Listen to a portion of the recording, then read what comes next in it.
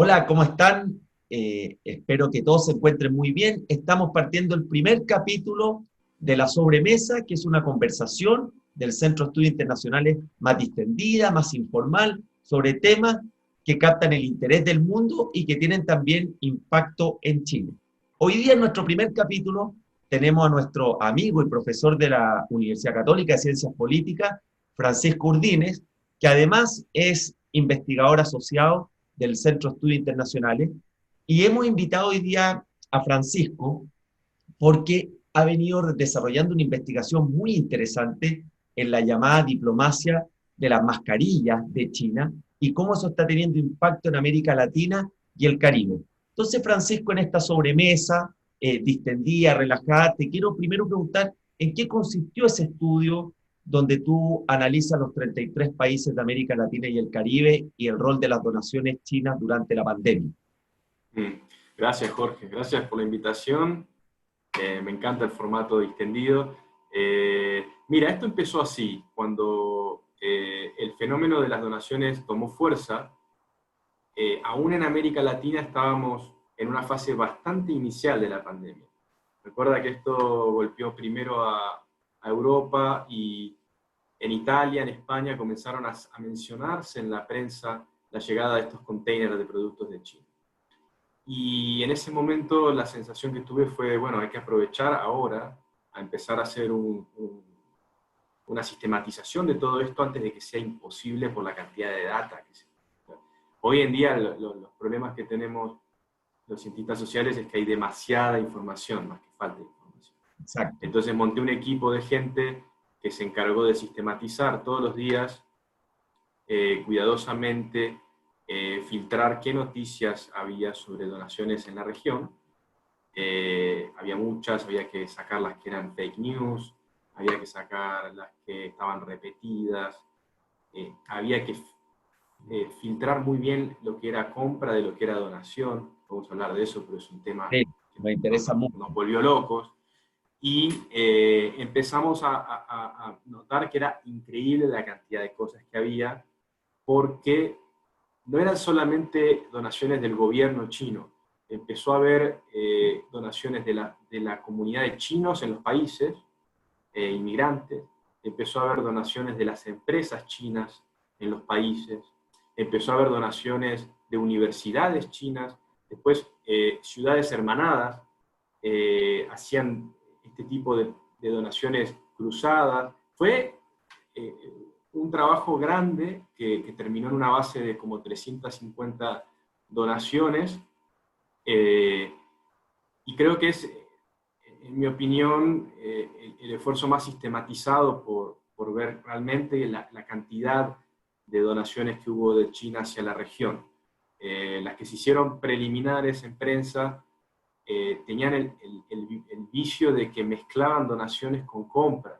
Entonces parecía que lo que China estaba donando en la región era enorme, eran de cientos de millones de dólares. En realidad no fue así, fueron donaciones muy puntuales, importantes pero muy puntuales, que luego sí se complementaron con compras de test y de ventiladores. Exacto. Pero China tuvo, a ver, esta política es interesante porque fue casi una política de relaciones públicas. Es Al que eso, haber, exacto, eso es lo que quiero interrumpirte brevemente, Francisco, que tú mencionaste que es muy distinto lo que es una compra, lo que es una donación. Tú nos puedes explicar, la gente está conociendo cómo se relaciona China en el mundo de los negocios con América Latina y con nuestro propio país. ¿Cuál es esa diferencia entre la compra y la donación desde el punto de vista de las relaciones públicas? Y además, ¿cuál es el criterio para quienes donan y a quienes venden? sí, esa es la gran pregunta, es la pregunta de oro. Y también otra cosa, yo creo que se habría que explicarle a la gente dos cosas: es, por un lado, distinguir compra de donación, y por otro lado, dejar de hablar tanto de China como una especie de gran actor, y entender que hay una multiplicidad de actores que pueden ser universidades, ciudades, empresas, individuos, la Fundación Jack Ma, todas donando al mismo tiempo, y hasta casi me animaría a decir compitiendo a veces por ver cuál figura más, ¿no? el componente central, Centralizado del gobierno chino, sino que cuando una donación la hace Huawei o como dices tú, la fundación, compiten. No hay una estrategia detrás que viniera desde el gobierno, por decirlo de alguna manera. hay un lineamiento, o sea, el Ministerio de Relaciones Exteriores de China coordinó el programa de donaciones, había lineamientos, claro, pero hay un margen de maniobra muy fuerte. Las empresas, por ejemplo, donaron mucho donde tenían sus filiales, eh, había mucho margen para decidir cuánto donar, qué donar, y de vuelta, ¿por qué distinguir compras de donaciones? Porque la embajada china en cada país, por ejemplo aquí en Santiago, la embajada china se encarga un poco de darle sentido a toda esa anarquía, si se quiere, de donaciones que llegan de distintas fuentes. Y cuando surge la urgencia en nuestros países de nos estamos quedando sin ventiladores, las camas de emergencia se están acabando, necesitamos mejorar la infraestructura, una solución era la de aumentar la capacidad comprando ventiladores. Entonces, la donación de estos insumos fue pequeñita, pero permitió que en nuestros gobiernos surgiese la necesidad de necesitamos comprar más. Entonces, además de haber sido una buena campaña de relaciones públicas, fue una muy buena campaña de mercadeo, porque generó la necesidad de generar estos llamados puentes aéreos, que hubo en Chile, en Argentina, en Brasil, en el que empresas locales o cámaras de comercio pusieron a disposición de los gobiernos aviones donde se fue a China, se compraron los insumos y se los volvieron a traer casi como en una experiencia totalmente del lejano oeste, ¿no? Una cosa muy aventurera donde se evitaron procesos de licitación, se evitaron procesos de las lentitudes de la burocracia pública se debían saltar debido a la urgencia. Y fue Exacto. tal la vorágine que recordarás que, por ejemplo, el propio ministro de Salud, Mañalich, confundió una vez donaciones con compras y el embajador chino tuvo que aclararlo en la prensa. O sea, en la urgencia de la pandemia, esto sucedió a una velocidad inusitada. Fue un fenómeno increíble. Y después hay otro tema que si querés lo podemos charlar, que es que esta campaña de, de relaciones públicas Sí, un poco fue para también reponer el daño reputacional que China sufrió por todo lo que sucedió. Digamos, el virus afectó mucho a la reputación internacional de China. eso te quiero llevar, Francisco, en la última parte, porque en tu estudio hay otra de las cosas que llama la atención. Cuando se hace el ranking de receptores de o beneficiarios de la ayuda del gigante asiático, Chile figura en el tercer lugar, superado por Venezuela y por Brasil. Venezuela sabemos que es un país que tiene una relación muy intensa con China, y Brasil sigue siendo Brasil con más de 200 millones de habitantes, o sea, un gigante. Me llama la Sí. atención también que Chile está ubicado ahí, y si tú nos puedes dar más luces de cuáles son los criterios eh, eh, bajo los cuales fue seleccionando su acción y su ayuda a China. ¿Hay algo que nos muestre tu estudio que tú puedas concluir? A mí me sorprendió mucho el caso de Chile también.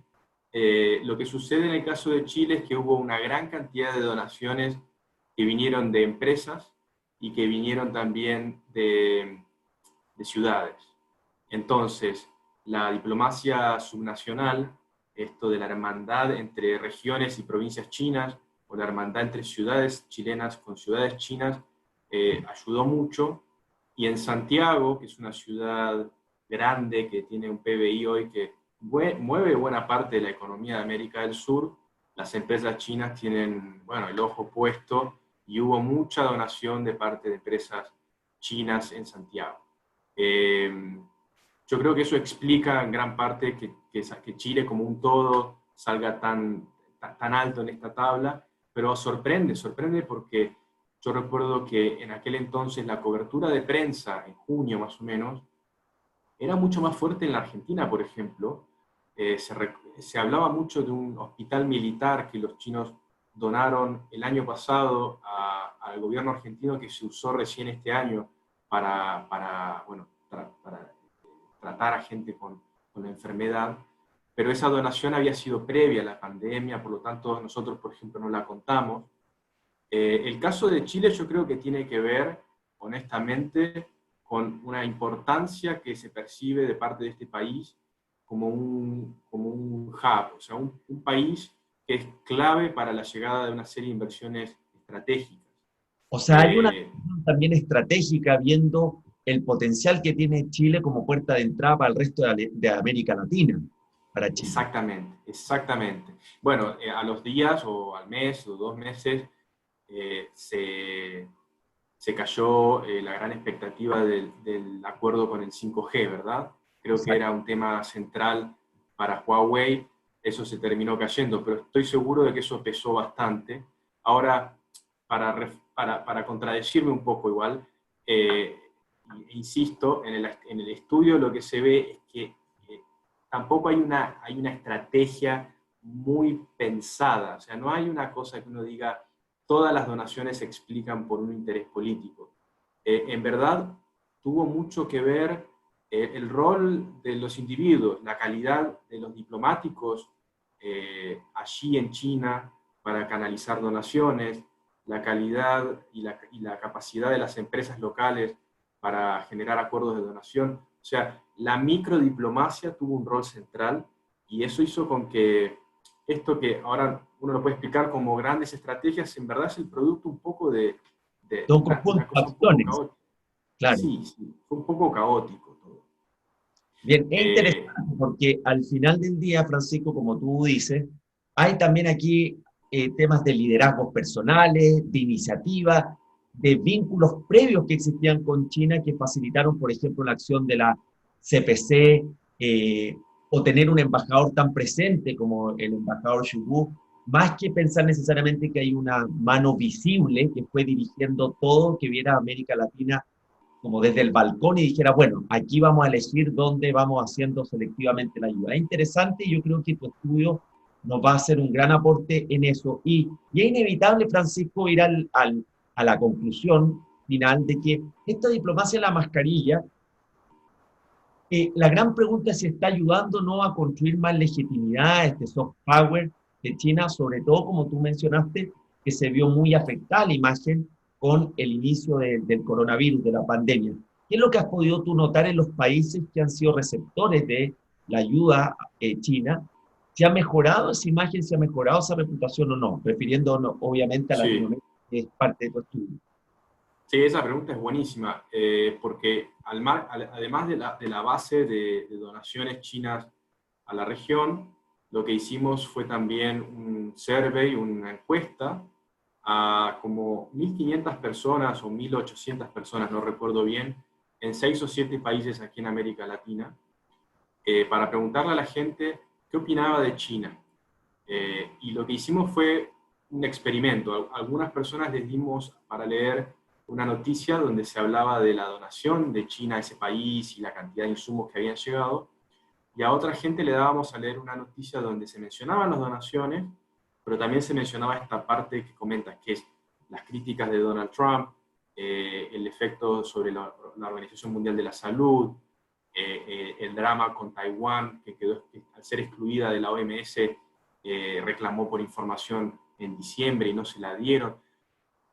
Lo que vemos es que la conclusión básicamente es que la diplomacia de las máscaras sirvió apenas para recuperar el daño reputacional que todo esto produjo en China. Es decir, la diplomacia de la máscara no hace que hoy China sea mejor evaluada de lo que era hace un año, pero sí permitió que el daño reputacional de todo ese escándalo se recompusiera. Y hay algo tremendo que notamos que todavía no lo he sistematizado, espero publicarlo quizá el año que viene, que es que a la gente se le pregunta, ¿qué es lo primero que se te viene a la cabeza cuando te dicen la palabra China? Y eso se le pregunta junto a otros países. ¿Qué es lo primero que se te viene cuando te dicen Italia, cuando te dicen Francia, cuando te dicen Inglaterra?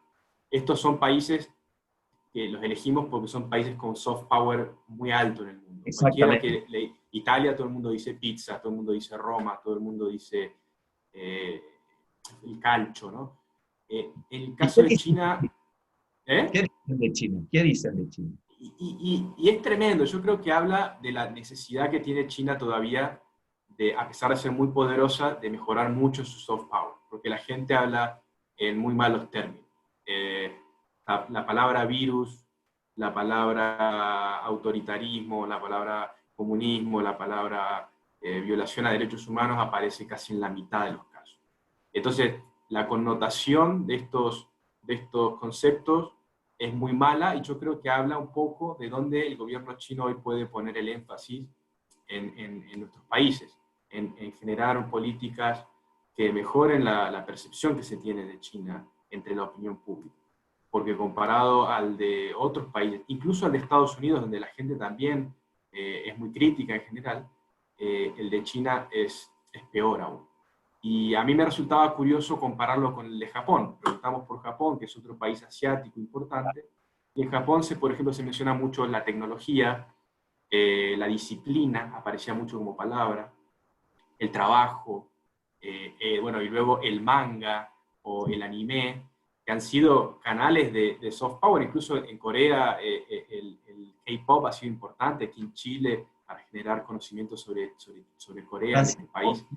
Y esos resultados, Francisco, ¿cuándo los vas a tener de esta segunda parte de tu investigación, que es las percepciones, la Sí. imagen, la presentación de China? ¿En los próximos meses, el próximo año? Yo espero publicarlo pronto. El trabajo de la base de datos o de donaciones recién ahora terminó de ser escrito y yo me voy a poner solo, lo voy a escribir solo ahora, en 2 o 3 semanas, espero para noviembre poder tener un borrador. Creo que es importante apurarme porque hay un interés por esto, pero Exacto. también no quería ser tan impulsivo porque estos datos los quiero tratar con cuidado, porque es importante que la conclusión sea robusta, que no haya ningún tipo de sesgo en los datos, pero habiendo mirado rápido la nube de palabras, pude notar que esas eran las tendencias, ¿no?, que salían a la luz. Y eso creo que tiene un componente de policy, porque yo soy académico, estoy en mi burbuja, pero el policy, la conclusión de policy de esto es grande, ¿no? Creo que en nuestros países, China, siendo un enorme actor económico, un enorme socio comercial, financiero, de inversiones, todavía genera mucha desconfianza entre la gente. Y eso se nota en la élite política también. Cuando uno habla con ciertos políticos que no están tan familiarizados con China, uno nota que reproducen un montón de estos. Sí. Sí, yo lo he notado muy fuerte. Aquí lo he notado en Argentina, que es de donde soy, y lo he notado en Brasil, que es donde viví muchos años. Así que me parece a mí que ahí hay un tema interesante. Bueno, Francisco, en esta sobremesa te queremos agradecer esta conversación sobre la diplomacia de la mascarilla y cuál va a ser su efecto en la confianza, en la imagen que va a tener China en el mundo y en Latinoamérica en particular. Y también aprovecho a quienes nos están viendo de invitarlos al curso que vamos a realizar, donde Francisco es uno de los profesores sobre China en negocios, en tecnología, en relaciones internacionales y en derecho, que se va a iniciar el 17 de noviembre. Los Así es. invitamos a seguirnos en la sobremesa. Hoy debutamos con Francisco, muchas gracias y estaremos muy pronto en contacto. Gracias, Jorge. Hasta luego.